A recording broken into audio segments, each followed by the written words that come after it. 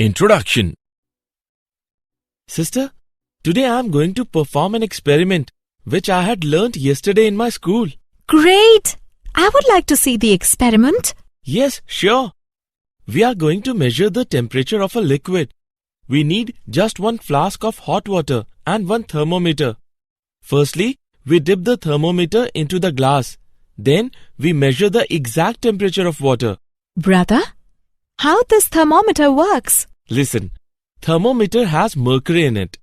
When we put thermometer into hot water, then the heat from the water causes the expansion of the mercury. When mercury stops at a point, that point indicates the temperature of the water. It is quite interesting and I want to know something more about it. Students, today we will learn more about the thermal properties of matter.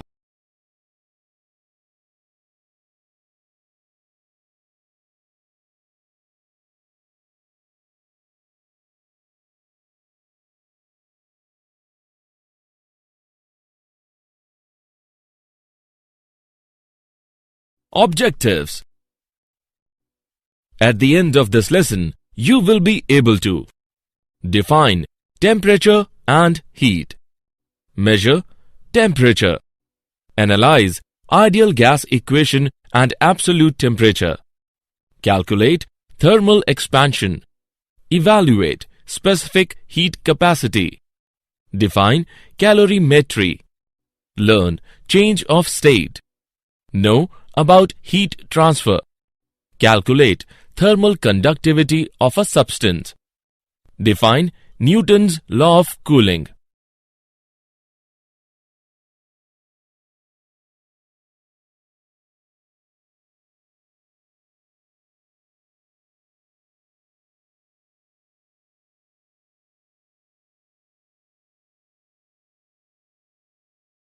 Temperature and heat. Temperature of a body is defined as degree of hotness or coldness of a body. Its SI unit is Kelvin and degree Celsius is a commonly used unit of temperature. Heat is a form of energy which gives us the sensation of warmth. Its SI unit is joule and other commonly used unit is calorie. 1 calorie is equal to 4.184 joule. Its dimensional formula is ml square T to the power minus.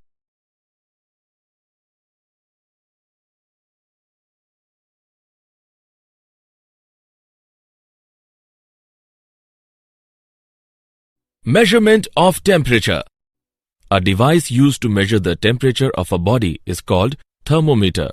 Thermometers are designed on different scales are following: Celsius scale, Fahrenheit scale, Kelvin scale, and Ramer scale. Boiling point of water is known as upper fixed point. Freezing point of water is known as lower fixed point. Consider a body having temperature C on Celsius scale and F on Fahrenheit scale. Then C upon 100 is equal to F minus 32 upon 180.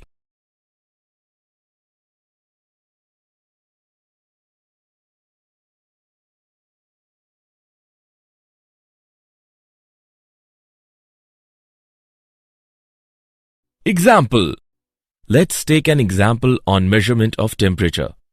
A newly designed thermometer has its lower fixed point and upper fixed point marked 5 degrees and 95 degrees respectively. Compute the temperature on this scale corresponding to 50 degrees Celsius. Let's see the solution. Let theta be the temperature on the scale corresponding to 50 degrees Celsius. Then theta minus 5 upon 95 minus 5 is equal to C upon 100. On simplifying, we get theta minus 5 upon 90 is equal to 50 upon 100. Hence, theta is equal to 50 degrees. Thus, the required temperature on the scale of the designed thermometer is 50 degrees.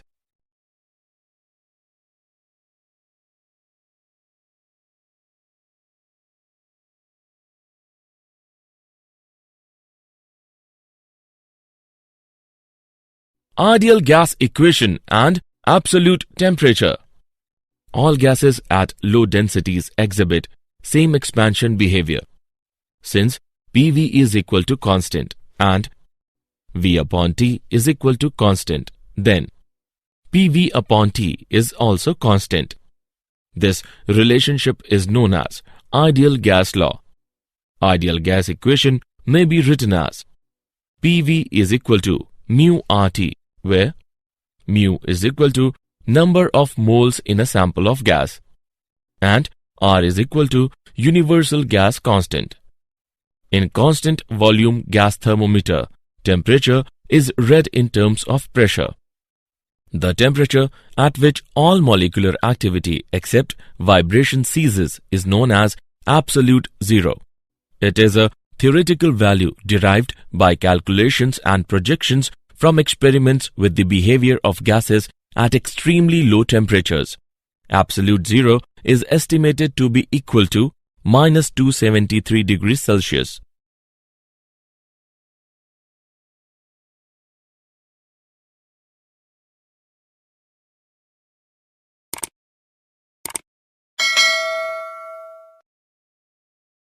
Thermal expansion.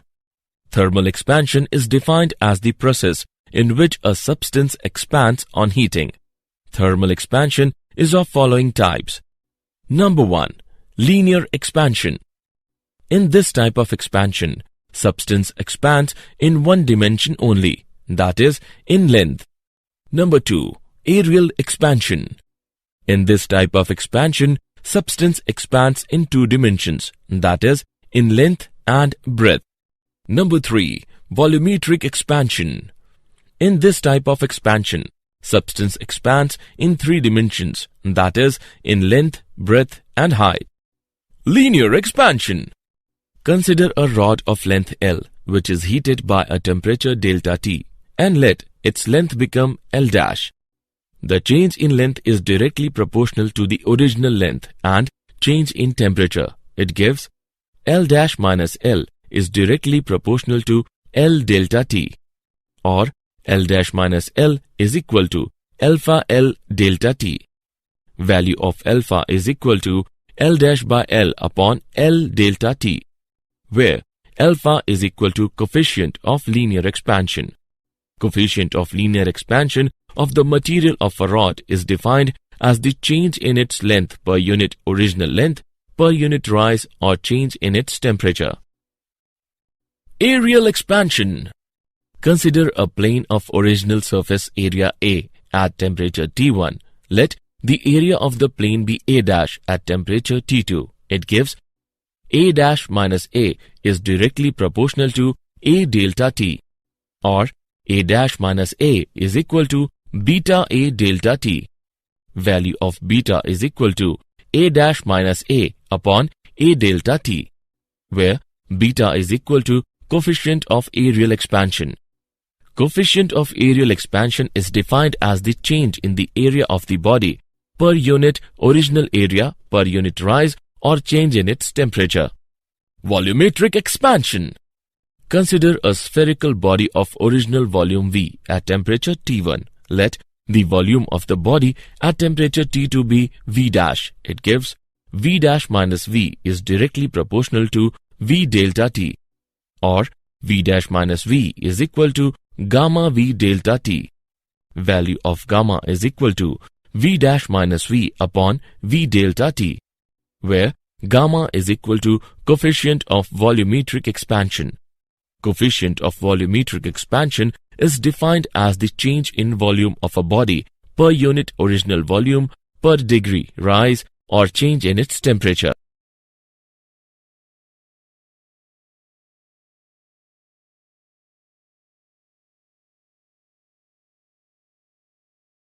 Specific heat capacity.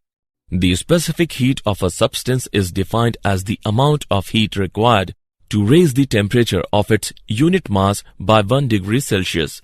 It is represented by C. Its SI unit is joule per kilogram per Kelvin. Its dimensional formula is m to the power 0, L squared, T to the power minus 2, K to the power minus 1. The amount of heat given to a substance of a mass m to increase its temperature by delta T is H is equal to mc delta T, where H is equal to amount of heat required and C is equal to specific heat of the body. Heat capacity of a body is defined as the amount of heat required to raise the temperature of the entire body by 1 degree Celsius. Its dimensional formula is ml square T to the power minus 2 K to the power minus 1. Its SI unit is Joule per Kelvin. Heat capacity is equal to mc, where C is equal to specific heat of the body and m is equal to mass of the body.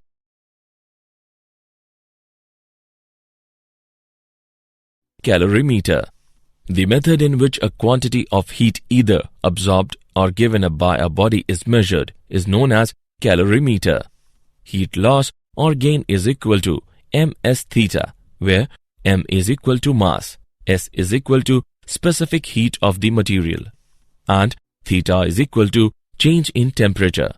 Calorimeter is based on the principle of conservation of energy. It states that heat lost by the hot bodies is equal to heat gained by the cold bodies. The essential requirement for calorimeter are: no heat escapes out from the calorimeter, no chemical reactions takes place between the different substances taken,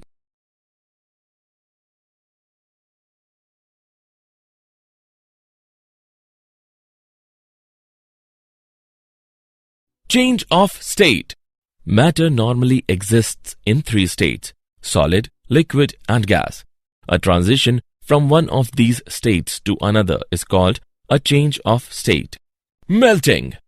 The change of state from solid to liquid. Melting point. The temperature at which a solid and its liquid are in equilibrium at any fixed pressure. Vaporization. The change of state from liquid to vapor. Boiling point. The temperature at which the liquid and the vapor states of the substance coexist. Fusion. The change of state from liquid to solid. Regulation. Successive melting under pressure and freezing when pressure is relaxed at the surface at the interface of 2 blocks of ice. Sublimation. The process of transformation directly from the solid phase to the gaseous phase without passing through an intermediate liquid phase. Latent heat. The quantity of heat absorbed or released by a substance undergoing a change of state, such as ice changing to water at constant temperature and pressure.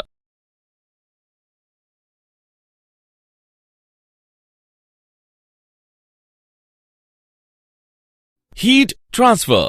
Heat can be propagated in 3 ways. Number 1, by conduction. Number 2, by convection. Number 3, by radiation. Conduction. Heat transfer from one end of a solid substance to its other end without the actual movement of constituent particles. Convection. Heat is transferred from the higher temperature region to the lower temperature region due to the actual movement of constituent particles. Radiation. Heat is transferred from a body at high temperature to another body at lower temperature without having a direct contact between them.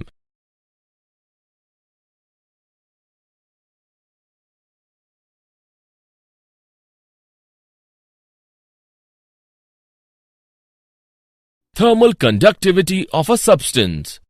The amount of heat transferred from the high temperature of a solid substance to the lower temperature is directly proportional to the area of cross-section of its faces. The temperature difference between 2 faces, time, and inversely proportional to the separation between the 2 faces. It gives Q is equal to Ka T1 minus T2 into T upon D, where K is a constant of proportionality and is called coefficient of thermal conductivity of the material of the substance. The coefficient of thermal conductivity of a substance may be defined as the amount of heat transferred from one phase of a unit cube of that substance to the opposite phase in unit time when these 2 phases are maintained at a unit temperature difference.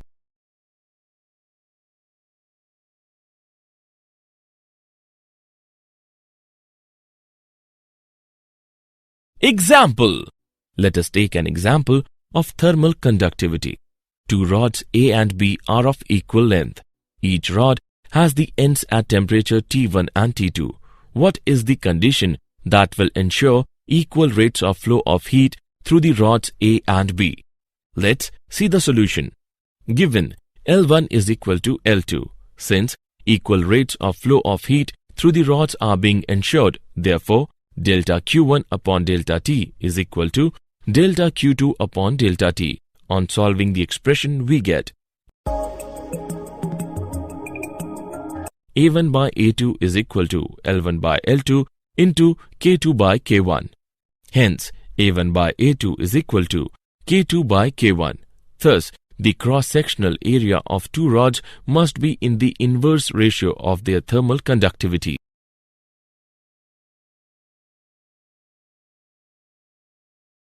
Newton's law of cooling. It states that the rate of cooling of a body is directly proportional to the difference of the temperature of the body and the surrounding. The rate of cooling is directly proportional to T minus T naught. This law is valid when the temperature difference is not too large. Let's see the proof. Consider a body at a temperature T surrounded by a temperature T naught. Then the amount of heat energy emitted by the body per second is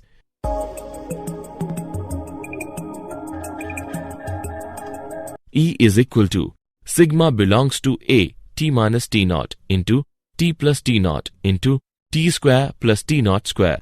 Since T is very close to T naught, it implies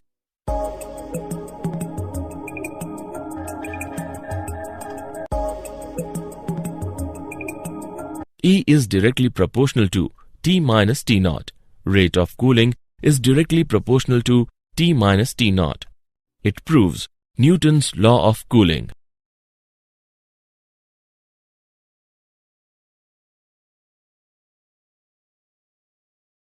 Did you know? Calorimetry is the science associated with determining changes in energy of a system by measuring the heat exchanged with the surroundings. For an ideal gas, the volumetric thermal expansion depends on the type of process in which temperature is changed. Two known cases are isobaric change, when pressure is held constant, and adiabatic change, where no work is done and no change in entropy occurs. Newton's law of cooling is used to model the temperature change of an object of some temperature placed in an environment of a different temperature.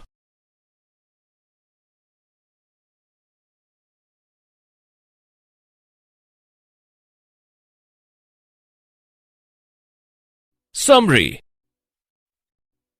Let us summarize what we have learned. A device used to measure the temperature of a body is called thermometer. Thermal expansion is defined as the process in which a substance expands on heating.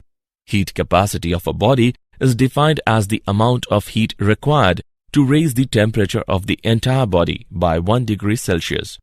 Calorimetry is based on the principle of conservation of energy, in which heat lost by the hot bodies is equal to the heat gained by the cold bodies. Transfer of heat by the collision among the molecules with their neighbor molecule is called conduction.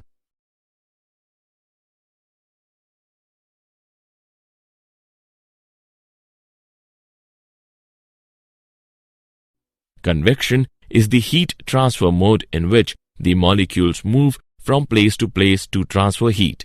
Radiation is the fastest mode of heat transfer, which does not require any medium. Newton's law of cooling describes that the rate of loss of heat by a body is directly proportional to the difference in temperature with the surrounding.